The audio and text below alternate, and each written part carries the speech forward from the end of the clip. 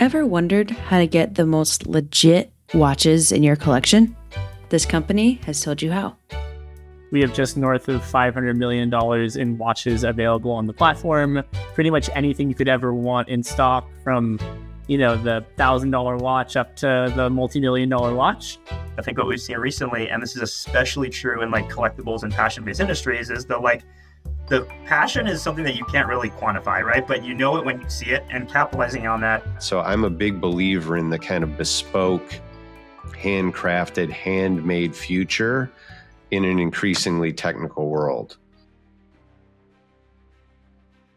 Hello, everyone. Welcome back to episode 51 of the Tech Optimist podcast. Today, in this Meet the Startup episode, we meet a really cool company called Bezel.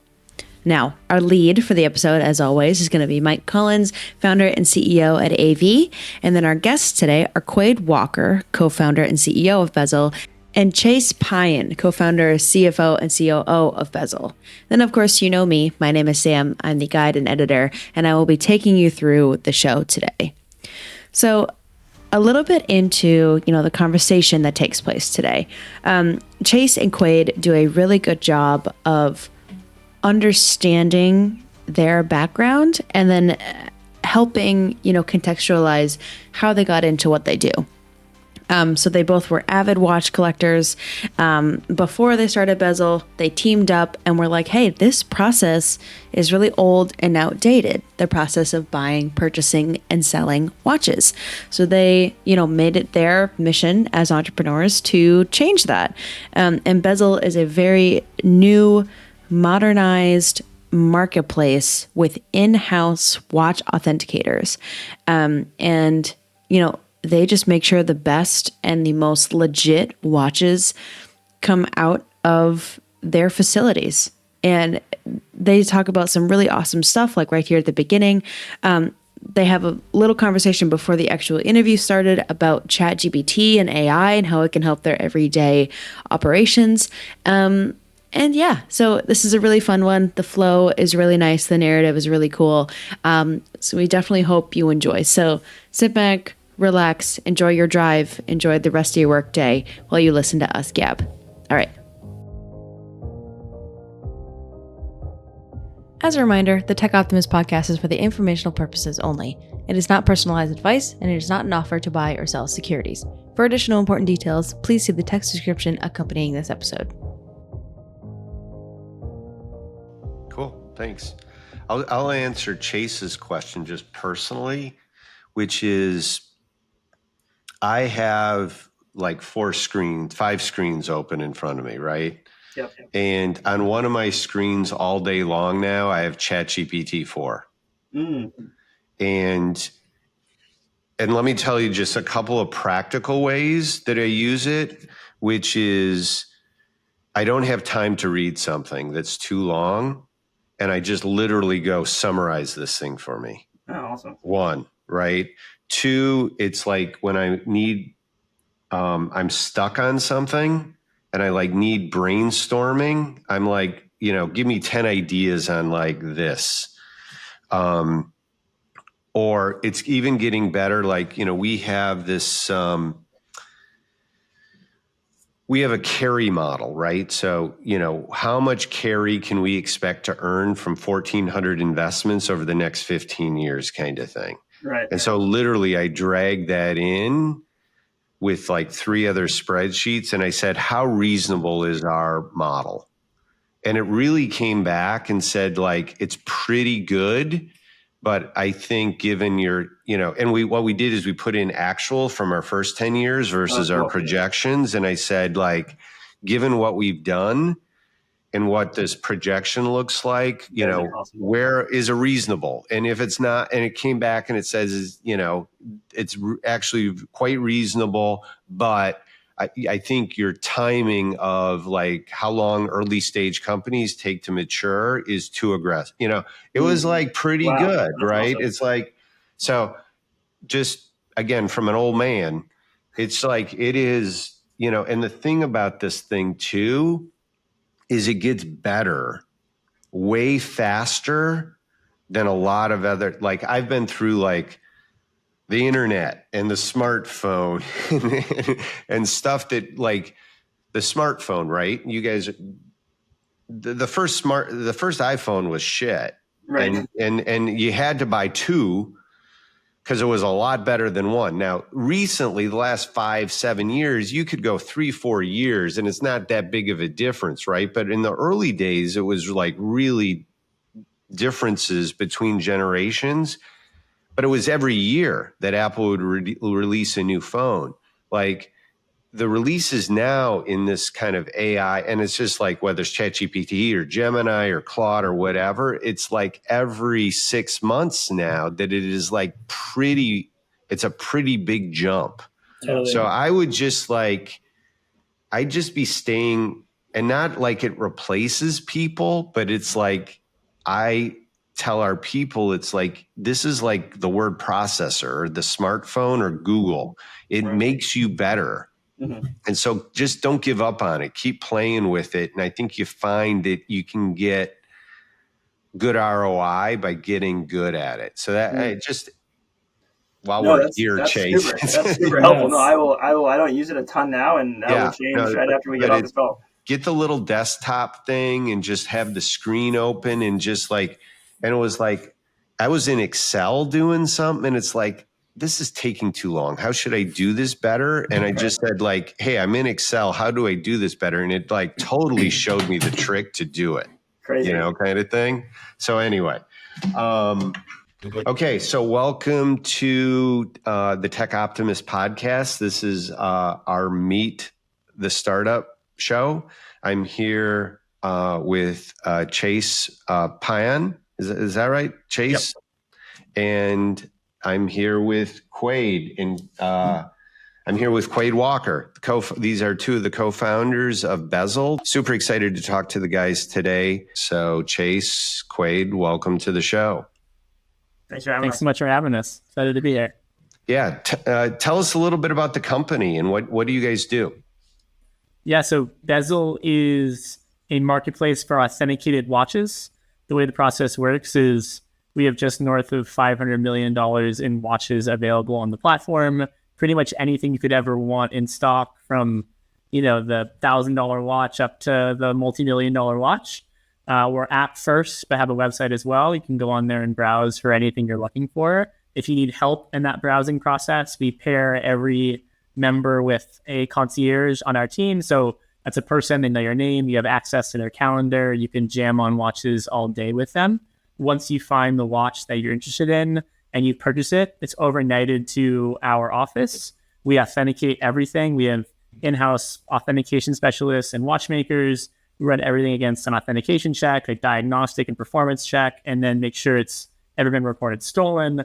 The ultimate goal is to make sure that you have access to kind of the best watches in the US, anything you could want, but you make sure that it's at the highest quality that you would expect to wear on your wrist. Chase and I started it because we were massive watch collectors ourselves in our previous lives and wanted a better solution to build our collection from the first watch we buy all the way to the 20th watch we're now trying to fit into our collection. Yeah, I mean, and this is a pretty big, surprisingly large industry, which has a couple of big flaws in it, right? Your choices are really, if you're going to buy new, you're dealing with a kind of a very old-fashioned dealer network where you got to kind of buy garbage to get the stuff you want, or you're dealing in the used watch market, and is what I'm buying authentic? And again, like in any used market, am I overpaying? Is it a fake? And these can be expensive investments and purchases. So do you want to talk a little bit about that?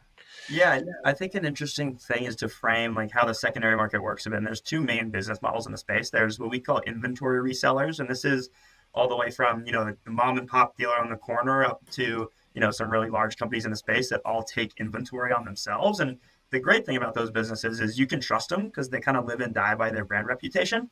The con, obviously, is owning watches is a really expensive and capital-intensive business, so they really can't reach scale, right? You talk about some of the biggest in the industry have 3,000, 4,000 watches on their platform, and you can trust them. But if they don't have the watch that you're looking for, it doesn't matter how much you trust them, you can't check out, right? And so on the flip side of the coin, you have these giant marketplaces where every single watch you've ever heard of, plus probably 200,000 more that you've never heard of. You can see them listed online, but there's no trust and there's no authentication protection for the buyer. So you can have the money that you want to spend. You see the watch online, but you've got a lot of people telling you, well, don't buy on those big marketplaces. There's no protection. And like the counterfeit horror stories are pretty severe.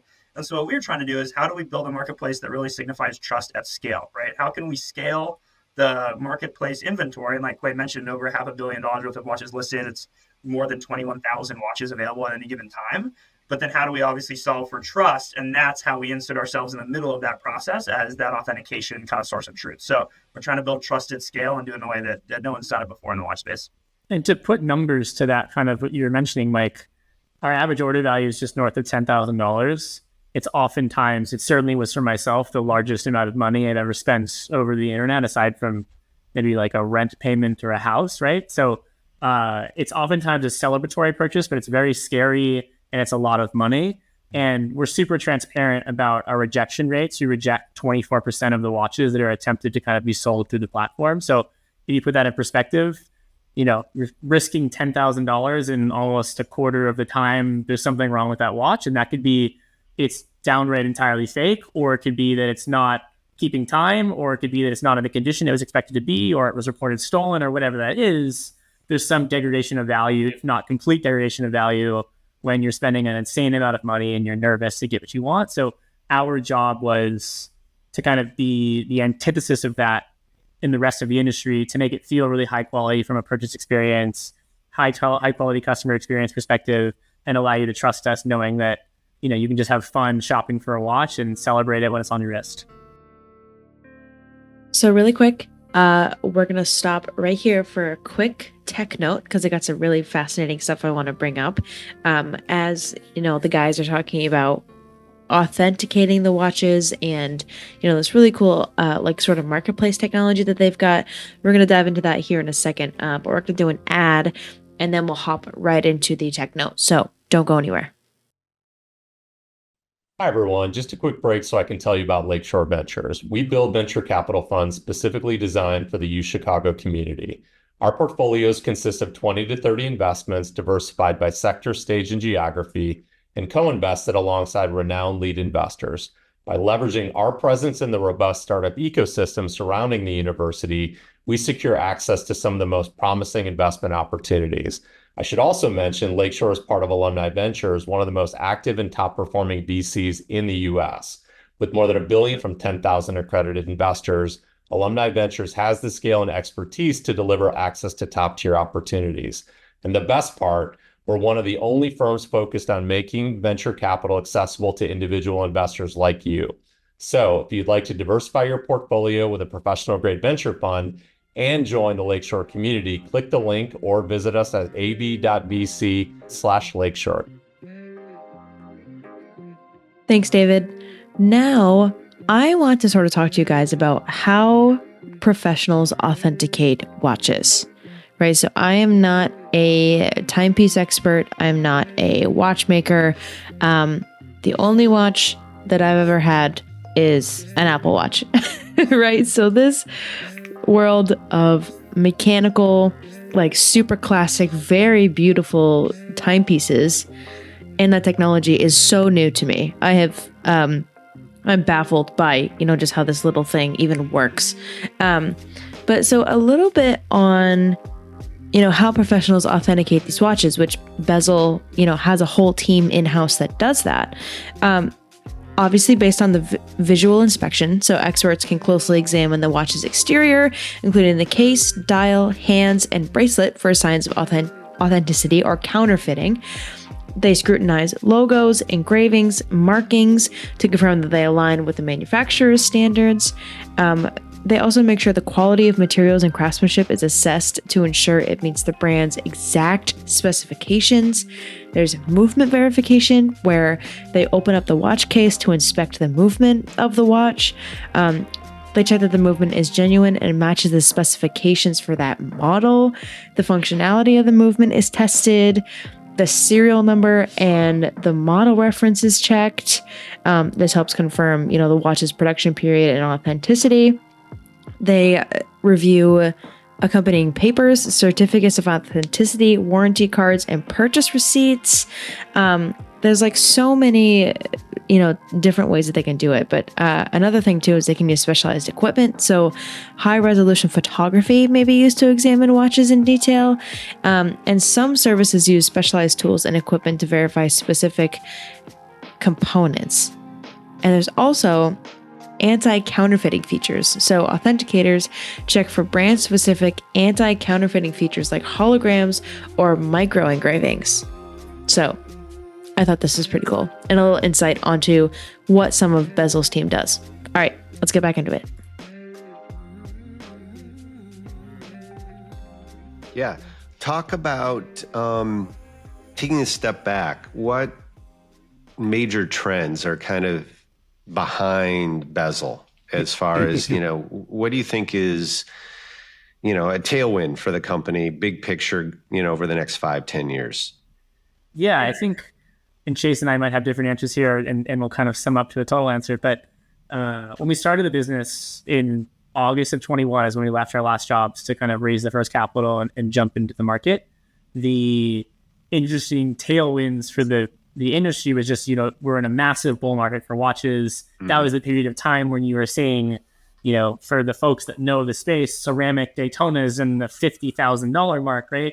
And I think that brought a lot of cultural awareness to the watch space. You got a lot of new buyers entering the space. And so you got buyers that were coming in thinking about, I saw my favorite celebrity wearing this watch. You had buyers coming in all of a sudden evaluating it like an investment class. You had people thinking about it rationally, irrationally, whatever it was. And so I think the tailwinds that in this kind of COVID environment that, for a lot of collectibles, it brought a lot of new buyers and grew TAM. And so a lot of these new buyers, I think the expectations for the buying experience was what they've experienced in other more mature verticals. So, these folks are collecting sneakers on StockX and GOAT. They're, using other apps that feeling modern and thoughtful. The expectation, I think, higher. And I think the watch industry, for one reason or the other, always felt, in our opinion, a bit dated. And it felt very relationship oriented, which is in many ways good. But also, if you're not in the bubble, it feels like you're an outsider and it's hard to find the piece that you want. And so I think the tailwinds that we had there were just generally the market was shifting so fast and the demands from a customer perspective were shifting so fast that it allowed us to build a technology product and a brand around what we believed the modern generation of collectors wanted right now. And if you think about a lot of the established players in the space, I think they tend to optimize for what we call like the whales. Like from an economics perspective, it makes sense. I would care about the 6-figure customer, right? Like that's who all these brands focus on. Our bet was, what if we obsessed over building out the best place to buy your first watch? We would do two things. I think it would force us to just build the best product for everyone if we could scale the inventory.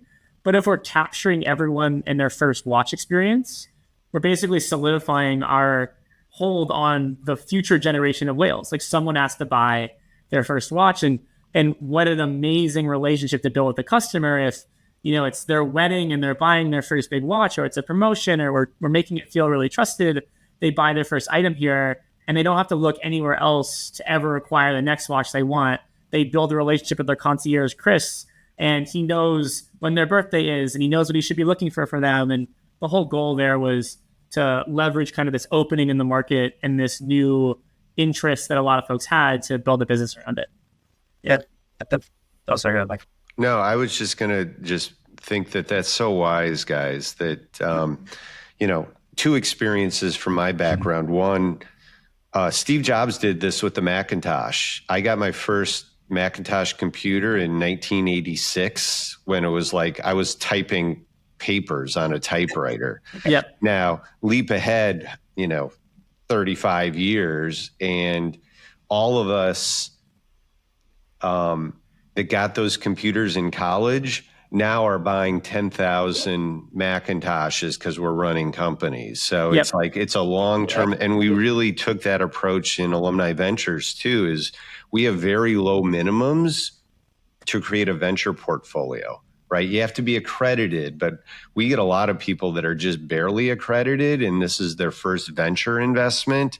And it's like, we want to educate, we want to have you have a good experience, good portfolio, because we want to be with you over the next 5, 10, 20 years kind of thing. So I just think that's the right way to build a business. Yeah, I think about some of the tailwinds too, and I think it's a pendulum that switches a lot, which is the like verticalized marketplaces versus generalist marketplaces. And I think for a long time we've seen like, oh, it's better to sell everything to everybody. I think what we've seen recently, and this is especially true in like collectibles and passion-based industries, is the passion is something that you can't really quantify, right? But you know it when you see it, and capitalizing on that, kind of like Quaid mentioned, is so important. And you don't really want to buy the thing you love next to something that you don't, right? And part of that is such an important part of how we think about Bezel. And you've seen it in the car space, like I mentioned, the sneaker space. And so I think that right now you're seeing a big tailwind for a lot of kind of the verticalization of those passion-based industries from a marketplace perspective. And we talk a lot about how like you can buy any watch you want on Bezel. Like you also sell almost any watch you want on Bezel too, right? And so much of the importance of what we built is like, how do we build the best way for you to sell your watch in the easiest manner, that so you can maximize value and get liquidity, right? And so a lot of that has not existed in the space too. And just the verticalization, I think, really helps us build the best product, not only on the buy side, but on the sell side as well. And I think that collectors and people who are passionate about the space, like really appreciate like our dedication to that space. And I'll give you a third thing that I think is maybe another tailwind to what you guys are doing is, as our world becomes increasingly robots and AI and automated, I think there is a fundamental human interest in craftsmanship. Absolutely. And handmade things. And I think it's kind of the yin and yang of the way our society is going to evolve over the next 10 years. Is I just think as human beings, we still want to hang out with other human beings and go to a bar or go to a concert or go to a football game and be around other human beings. And yes, our lives are more and more automated in technology, and obviously that's the future. But to, just look at something that is beautiful and that someone sat at a bench and poured over, Chase and I were talking a little bit about, the watch I'm wearing today is a Grand Seiko, and just the attention to detail in the dial and the way they polish and being hand done. I think humans are still going to crave that. So I'm a big believer in the kind of bespoke, handcrafted, handmade future in an increasingly technical world. Absolutely. I think that's what got me into watches, was like so much of my job was, I was at Google prior to this, and I was staring at a screen and I was manipulating and shipping digital products.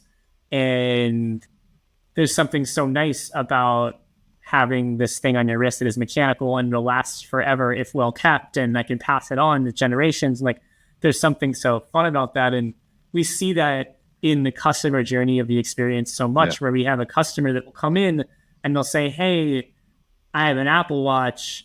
It's the best thing ever. And then I realized, like, I want to go to a wedding and I want to express myself. Like I want to be different. I want to align myself to a certain taste profile or whatever it is. And then they buy their first watch, and then they buy their second watch, and they buy their third watch, and they need their watch to go swimming. And then they quickly become a watch person. They're talking about movements and rotors and things like that. Right. And so I think that's the fun experience for us, is we get to kind of story tell with the existing generation of watch collectors and nerd out all day.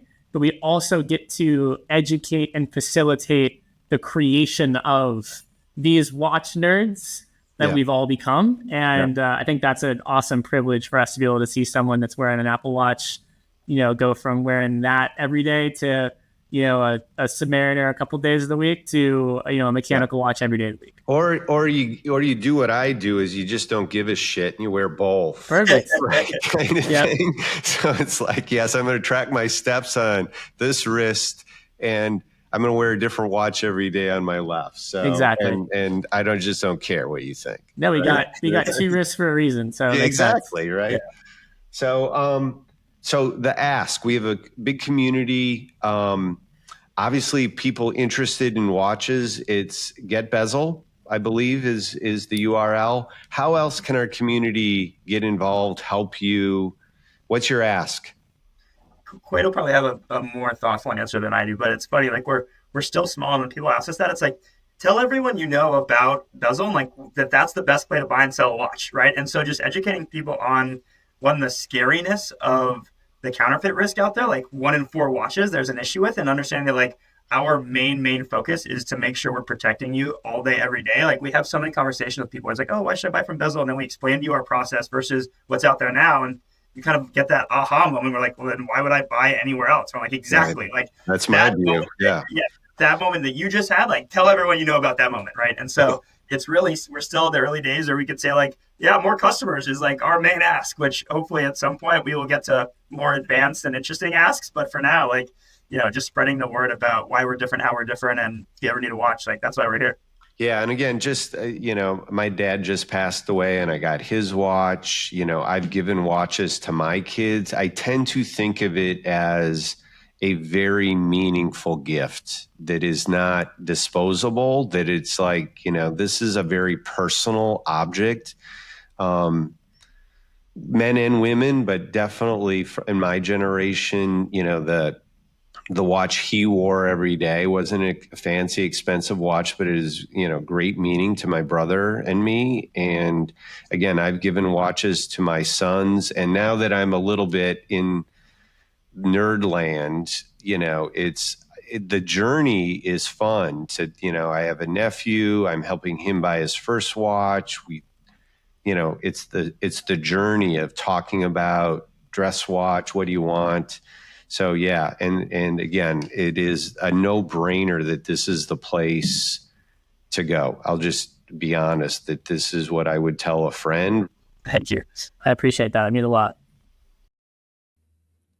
So another part of Bezel's, business that hasn't really been brought up today, which I want to bring up, is their selling option on their website at www.getbezel.com. So you can sell your watches through Bezel, which I think is really cool. So they kind of have a slogan right at the front page that says, sell watches while you sleep. Sell with ease on the top-rated, fully authenticated watch marketplace, backed by some of the biggest names in luxury watches. So they have like a whole process in here. They've got, they break down the process on how you could list your watch, how you meet your new concierge team, how you can accept sales, and how it can get shipped properly and safely to, the person who bought the watch. There's transparent payouts and all this really cool stuff. But another aspect which is fairly new as of this year, is Bezel auctions. And so it's where where Bezel has auctions for watches. It aims to modernize the sort of outdated and intimidating process and sort of old school process of entering an auction to buy a really cool watch.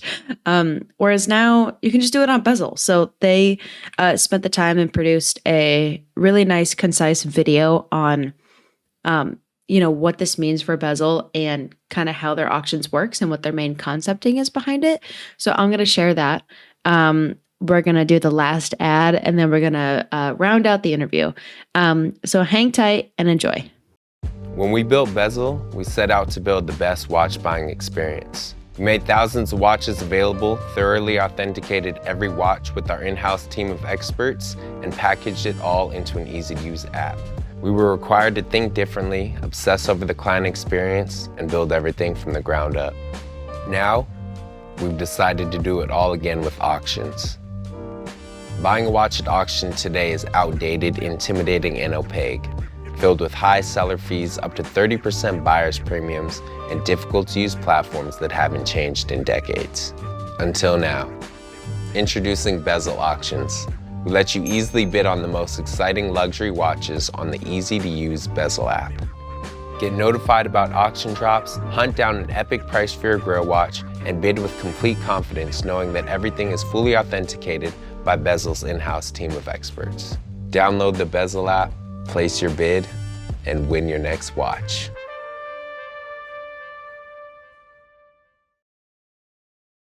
Do you have a venture capital portfolio of cutting-edge startups? Without one, you could be missing out on enormous value creation and a more diversified personal portfolio. Alumni Ventures, ranked a top 20 VC firm by CB Insights, is the leading VC firm for individual investors. Believe in investing in innovation? Visit av.vc/foundation to get started. Anything else, Quaid? No, I think to echo Chase's point, the way that we've chosen to scale this business, and I think the way that we have to scale this business to do justice to the business we want to create, is very intentionally obsessing over the customer experience. And so the referrals go a massively long way, right? Like, our job is to not just talk the talk, but to walk the walk. And what we're selling is trust. We're trying to convince someone to give us the honor of selling them a $10,000 thing via an app. And that's a very hard relationship to build in the early days.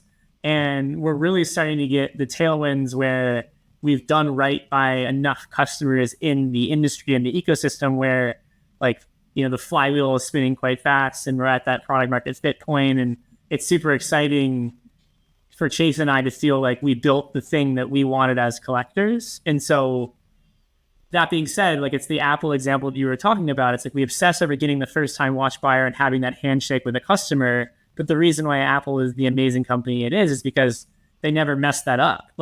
They made sure that they didn't release products because they had to release products. They released products because their customers needed those products. And so I think the way that we think about scaling this business is we will never try to sell someone anything. We will never try to grow just to grow. I think our goal here is to make sure that we are building a reputation at scale that stands for trust. And that takes time, and that takes focus, and that takes referrals from, existing customers or new customers or folks in network. So more so than I think a lot of businesses, the referral networks for us are really valuable.